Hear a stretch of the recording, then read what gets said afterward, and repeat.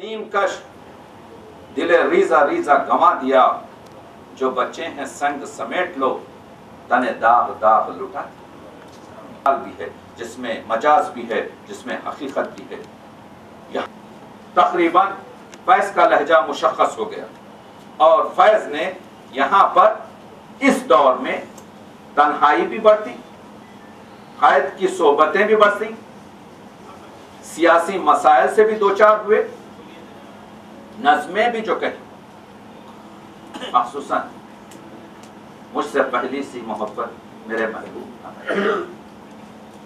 جب یہ نظم کہی گئی تو آپ دیکھتے ہیں کہ اس کے رومانی وقت کم ہونے کی وجہ سے ان غزلوں کے شعر میں نہیں پڑھ رہا ہوں، ورنہ میں بہت ہی خوبصورت اور بہت ہی دل نشین تقریر کر سکتا تھا، لیکن توسیع لیکچر کے لیے مجھے دوسری چیزیں کہنا ہے۔ اس کے بعد رومانٹک تمام تفسیر کے بعد ایک دم جو لہجہ بدلتا ہے، جس میں خون اور دوسری لتھڑے خون میں، تو لوگوں نے کہا یہ کیا بکواس ہے کہ رومانی نظم میں آپ نے مزہ کرکرا کر دیا ہمارا، ہم تو لطف لے رہے تھے عشق اور رومانی شعروں سے، ایک دم آپ نے اس میں ایسے تلخ اور ایسے الفاظ شامل کر دیے جس کی وجہ سے پوری شعری لطف ختم ہو گیا۔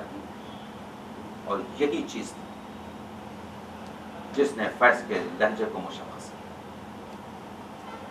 اور فیض نے اس کی تاکید بھی کی۔ فیض نے غزل میں سماجی فکر اور دلکش رومانی لہجے میں کو کچھ اس طرح سے پیش کیا کہ محروم، محنت کش اور مظلوم عوامی جذبات میں یہ جذبات بھی گلشن رومان کی طرح لہرانے نظر، لیکن بعض شعلہ صفت الفاظ بہرحال دہکنے لگے، جھلس گئے۔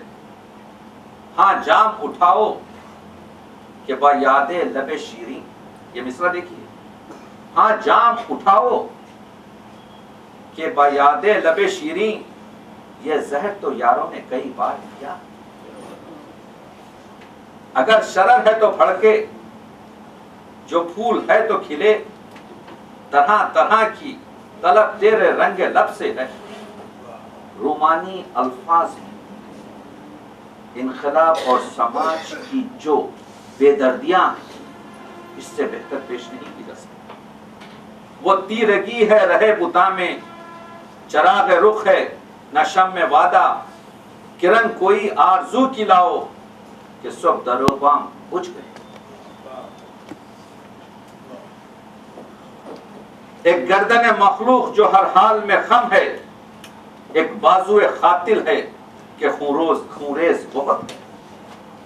خفس ہے بس، خفس ہے بس میں تمہارے، خفس ہے بس میں تمہارے، تمہارے بس میں نہیں چمن میں آتش گل کے نکھار کا موسم۔ یہ سنگم، یہ آموزش، یہ مصروں کا زیر و بم کہ الفاظ ایک مصرے میں یہ کہ خفس ہے بس میں تمہارے، تمہارے بس میں نہیں چمن میں آتش گل کے نکھار کا موسم، دست صیاد بھی عاجز ہے، کفے گلچیں بھی، بوئے گل ٹھہری نہ بلبل کی زباں ٹھہری۔ ایک نیا لہجہ اردو ادب کی شاعری میں ابھرا، ایک نیا لہجہ۔ تو آپ متوجہ ہوئے کہ اس وقت فیض کی غزلوں میں وہ چیزیں آنے لگیں جو تقریباً بدلتی گئی، ورنہ یاد ہے کہ نقش فریادی میں کیا کہتے تھے وہ کہ دونوں جہان تیری محبت میں ہار کے، وہ جا رہا ہے کوئی شب غم گزار کے، ایک فرصت گناہ ملی وہ بھی 4 دن، دیکھیں ہم نے حوصلے پروردگار کیے۔ یہ کہنے والا شاعر بدل چکا، لہجہ بدل چکا ہے۔ یہ جو 2 شعر میں نے پڑھے، یہ 2 شعر اردو ادب کے لیے کوئی نئی شعر نہیں تھے۔ اختر شیرانی یہی شاعری کر رہے تھے، صوفی تبسم یہی شاعری کر رہے تھے، حسرت موہانی یہی شاعری کر رہے تھے، اصغر اور جگر یہی شاعری کر رہے تھے، مگر کوئی یہ شاعری نہیں کر رہا تھا کہ ایک گردن مخلوق جو ہر حال میں خم ہے، ایک بازو قاتل ہے کہ خونریز بہت ہے، اہل دل کے لیے اب یہ نظم بست و کشاد کہ سنگ و خشت مقید ہیں اور سگ آزاد. یہ شاعری کی سختیاں، یہ شاعری کی پلس، یہ شاعری کی نفس ایک جدید چیز تھی، ایک جدید لہجہ تھا. اس کی فیض کو کافی مخالفت کرنی پڑی. تو آپ دیکھ رہے ہیں کہ فیض نے بھی اپنا لہجہ بدل دیا اور کہا کہ متاؤ لوح و قلم چھن گئی تو کیا غم ہے کہ خون دل میں ڈبو لی ہیں انگلیاں ہم نے. زباں پہ مہر لگی ہے تو کیا کہ رکھ دی ہے ہر ایک حلقہ زنجیر میں زباں. یہ زندہ نامے کی شاعری، یہ دست تہ سنگ کی شاعری، یہ دست صبا کی شاعری، یہ سرے وادی سینہ کی شاعری پوری طریقے سے فیض کے امیج اور امیجری اور پیکر سازی کو پوری طریقے سے پیش کر رہی ہے. قفس کے باہر بیٹھے ہوئے کالج کے اسٹوڈنٹ، ایوانوں میں غرقاں حکمراں، ایک طرف فیض کی غزل کا انتظار ہے اور ایک طرف حکومت کے پیروں میں لغزش ہے. ہم پرورش لوح و قلم کرتے رہیں گے، جو دل پہ گزرتی ہے رقم کرتے رہیں گے. میں خانہ سلامت ہے تو ہم سرخی میں سے تزئین در و بام حرم کرتے رہیں گے. باقی ہے لہو دل میں تو ہر اشک سے پیدا رنگے لب و رخسار صنم کرتے رہیں گے. منزلیں طے ہو رہی ہیں. وہی نقش فریادی کا شاعر جو یہ کہتا تھا رات یوں دل میں تیری کھوئی ہوئی یاد آئی، جیسے ویرانے میں چپکے سے بہار آ جائے، جیسے صحراؤں میں ہولے سے چلے باد شمال، جیسے صحراؤں میں ہولے سے چلے باد نسیم، جیسے بیمار کو بے وجہ قرار آ جائے. وہی شاعر اب کہہ رہا ہے ہمارے دم سے ہے کوئے جنوں میں اب بھی خجل، ابائے شیخ و خبائے امیر و تاج شہی، ہمیں سے سنت منصور و خیز زندہ ہے، ہمیں سے باقی ہے گل دامنی و کچکل.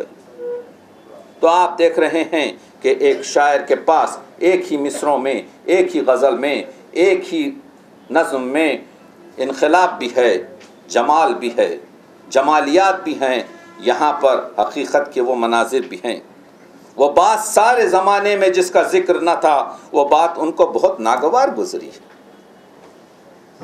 یہ ایسا شعر ہے اردو ادب کا جس کی تعریف میں پوری ایک چیپٹر لکھا جا سکتا ہے. مقام، ابھی آپ نے غزل سنی، مقام فیض کوئی راہ میں جچا ہی نہیں، جو کوئے یار سے نکلے تو سوئے دار چلے. لوگوں کو معلوم نہیں، فیض کو ایک طریقے سے دیکھا گیا، لوگوں کو معلوم نہیں کہ فیض نے حمد لکھی ہے، لوگوں کو معلوم نہیں کہ فیض نے مناجات لکھی ہے، لوگوں کو معلوم نہیں اس کے فیض نے دعا لکھی ہے، لوگوں کو معلوم نہیں کہ فیض نے نعت لکھی ہے، لوگوں کو معلوم نہیں کہ فیض نے مرثیہ لکھا ہے 72 بند کا، 72 مصروں کا. جو ظلم پہ لعنت نہ کرے آپ لئی ہے، جو جبر کا منکر ہے وہ منکر دی ہے. نعت پڑھیے فیض کی، نسخہ ہائے وفا کے آخری صفحے پر آپ کو نعت نظر آئے گی، 7 شعروں کی، فارسی زبان میں ہے. خواجہ بتخت بندے تشویش ملک و مال، فیض کی نعت کا شعر پڑھا. وہ حکمراں جو تخت پر بیٹھا ہے، خواجہ بتخت بندے غلام ہے، تشویش ملک و مال، صرف فکر ملک اور مال میں، وہ ملک و مال کا اسیر ہے جو حکمراں ہے. برخاک، اور جو خاک پر بیٹھا ہے، رش کے خسرے دوران گدائے تو، حضور آپ کا جو گدا ہے وہ اگرچہ کہ خاک پر بیٹھا ہے، لیکن وہ خسرو دوران کا، حکمرانہ دوران کا رشک بن گیا ہے. وہ لوگ رشک کھا رہے ہیں جو تخت پر بیٹھے ہیں اور جو مال و ملکت میں رکھ رہے ہیں. لیکن اس میں بھی جب کسی نے فیض سے آ کے پوچھا کہ فیض صاحب آپ تو اشتراکی نظریات کے قائل ہیں، آپ نے یہ کام کس طرح سے کیا، آپ نے مرثیہ کیوں لکھا؟ تو جنگ اخبار کو انٹرویو میں کہتے ہیں ایک تو موضوع ہی ایسا تھا جو ہم سے رابطہ رکھتا تھا. ہم ظالم کے خلاف ہیں، ہم ظلم کے خلاف ہیں، ہم مظلوم کے حامی ہیں. ہم حریت اور آزادی کے وہ. پھر کہتے ہیں کہ اس زمانے میں، جس زمانے میں ہمارے استاد پطرس بخاری ہوں یا زید بخاری ہوں، یہ سب مرثیہ کہتے تھے. اسی طرح سے نعت کہی ہے، اسی طرح سے ان کی دعا تو پڑھیے. آئیے آج ہاتھ اٹھائیں جو سلیمہ نے لکھی. میں یہ کہتا ہوں کہ انصاف کا تقاضا یہ ہے کہ سکے کے دونوں رخ پیش کیے جائیں. صرف یہ نہیں کہ اگر ہم صرف اسی رخ کو پیش کرتے رہیں وہ فیض پرستی ہوگی. شناسی وہ ہے شاعر نے جو کہہ دیا آپ اس کو پیش کیجیے. تو آپ نے دیکھا فیض کی غزل اور نظم. میں کتنا وقت ہو گیا ہے جناب صدر؟ آپ لوگ سن سکتے ہیں ابھی کچھ؟ اچھا، کیونکہ میں ممنون کہ کچھ چیزیں معروضات پیش کرنا چاہتا ہوں. بات یہ ہے کہ میرے ذہن میں تو بہت سی چیزیں ہیں. میں یہ نوٹس اس وجہ سے بنایا ہوں کہ کسی ایک ہی راستے پر نہ نکل جاؤں تاکہ دوسرے راستے، کیونکہ مجھے یہ ثابت کرنا ہے کہ اب آپ دیکھیے، دل نا امید تو نہیں ناکام ہی تو ہے. یہ شعر کا لہجہ دیکھیے. دل نا امید تو نہیں ناکام ہی تو ہے، لمبی ہے غم کی شام مگر شام ہی تو ہے. سحر آنے والی ہے، لمبی ہے غم کی شام مگر شام ہی تو ہے. صبح قتل ہو کے تیرے مقابل سے آئے ہیں، ہم لوگ سرخ روح ہیں کہ منزل سے آئے ہیں. منزل پہ پہنچنا اور جو سلاست ہے سلوک کی، اس کے بارے میں اگر ہم بات کرنا چاہیں تو موضوع ہمارا بہت طویل ہوگا. میں اشاروں میں اور ایماؤں میں اور کیفیتوں میں اور کنیات میں آپ سے بات کرتا ہوا آگے بڑھ رہا ہوں، اس وجہ سے کہ یہ محفل آپ کے سخا محفل ہے. یہاں پر علماء بیٹھے ہوئے ہیں، لیکن شعروں پر آپ توجہ کیجئے کہ کر رہا تھا غم جہاں کا حساب، کر رہا تھا غم جہاں کا حساب، آج تم یاد بے حساب. آج کیا شعر ہے! یہ ایک نیا لہجہ ہے. کوشش یہ کر رہا ہوں کہ پھر کہتے ہیں ہم نے جو طرز فغاں کی ہے قفس میں ایجاد. اسی وجہ سے میں کہہ رہا ہوں کہ یہ صدی فیض کی ہے. ہم نے جو طرز فغاں کی ہے، ہم نے جو طرز فغاں کی ہے قفس میں ایجاد، فیض گلشن میں وہی طرز بیاں ٹھہری. آج گلشن اردو میں فیض کی طرز بیانی ہے. یہ اور بات ہے کہ فیض کے مقام کو کہیں نہیں پہنچ سکا. یہ اور بات ہے کہ فیض کی رنگینی زبانی کو، فیض کی وہ آمیزش کو جس میں جمال اور جلال کی کیفیت ہے، جس میں گل و بلبل کی زبان میں وہ خونریز گفتگو ہے، اس کو کوئی نہیں پہنچ سکا. تم آئے ہو نا شب انتظار گزری ہے. اب یہاں پر نیاز فتح پوری جیسے نقاد نے 3 یا 4 غزلیں نگار میں لکھ کر تنقید میں فیض کا جنازہ نکال دیا. لکھتے ہیں یہ مصرع میں لکھ کر بار بار پڑھتا رہا، تلاش میں ہے سحر بار بار گزری ہے. اس کو سمجھنے کے لیے دیکھیے شعریت میں اجتہاد ہوتا ہے. فطری شاعر جو ہے بہت سی چیزوں کو پھان جاتا ہے. اگر فطری شاعر یہ کہے کہ جو ہے 32 دانت ہیں 16 اوپر 16 نیچے، تو یہ تو شعر نہیں ہوا. شاعر طریقے سے اجتہاد کرتا ہے. تو اگر ناقدین میں جیسے نیاز فتح پوری مرحوم نے اس پر اعتراض کیا ہے تو میں یہ کہوں گا ہاتھ جوڑ کر، کیونکہ وہ بہت عظیم نقاد ہیں، کہ بہرحال تیر کمان سے نکل چکا ہے اور ہدف یعنی لوگوں کے دل پر بیٹھ چکا ہے. ڈاکٹر مسعود حسین خان لکھتے ہیں، توجہ فرمائیے، غزلوں میں اردو کے قدیم شعری ادب کے مطالعے کی وجہ سے ان کے یہاں غزل کی محدود زبان اور مخصوص علائم بھی نمایاں ہیں. شیخ اور ناسے، ہجر اور فراق، ستم اور کرم، دہر اور حرم، صبا اور صنم، چمن، قفس، زندان، گلچین اور بلبل، یہ الفاظ فیض نے غزلوں میں بار بار استعمال کیے ہیں.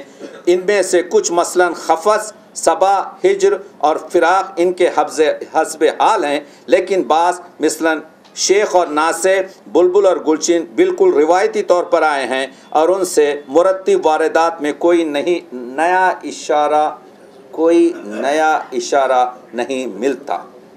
यहाँ पर इख्तलाफ है, कोई नया इशारा नहीं मिलता। अब मैं 2 शेर पढ़ता हूँ और आप ही इसका जो है जवाब देंगे कि शेख से बेहिरास मिलते हैं, हमने तौबा अभी नहीं की है, कैसे माने हरम के सहल पसंद रस्म जो आशिकों के दी की है। अब आप बताइए कि ये नई अगर तर्ज की शायरी नहीं है, यहाँ पर ख़दीमी शायरी नहीं है, कैसे माने हरम के सहल पसंद, यहाँ पर हरम इस्तिआरे के तौर पर हुकूमत के महकमों पर है कि रस्म जो आशिकों के दी की है, कि आशिकों के दिन की रस्म क्या है कि वो सर को हाथ पर लेके चलते हैं, वो सर फरूश हैं, वो अपने आप को पेश करते हैं मख्तलगाह में।